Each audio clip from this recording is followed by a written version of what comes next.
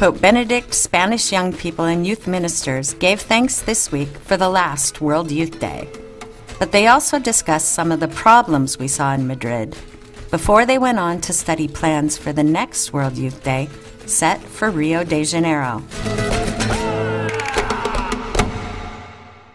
Whatever went terribly wrong in the previous World Youth Day will be the first thing really corrected in the upcoming World Youth Day. So I suspect that the vigil and the closing mass will be awesome. Everybody will get in, there'll be plenty of space, and it will run like clockwork. There are going to be inconveniences, but if there are really major things that upset the apple cart, that does take away from the pastoral. I expected a lot of complaining about not getting into the vigil. There really wasn't that much. People just said, well, it's World Youth Day. Rio is a beautiful city. I mean, it has a lot to offer, from the beaches to the city itself. The church is alive, it's energized, it's active, it's vibrant, and I think that's a great thing for our young U.S. folks to see, because they themselves are active and vibrant, but they're probably in a lot of parishes that aren't.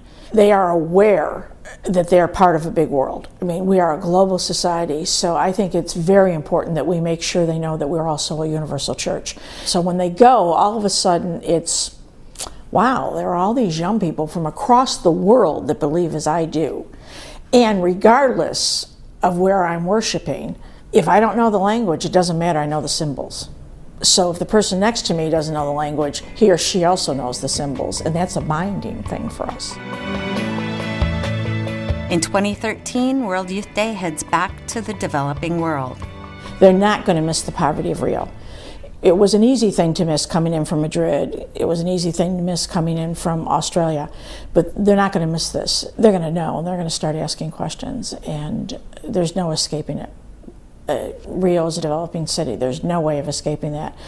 That this is here, and just because they're in Rio de Janeiro, we're part of a universal church, we're part of a global society. If my brother or sister in Rio de Janeiro is suffering, then I'm suffering, and I have a responsibility to do something about that.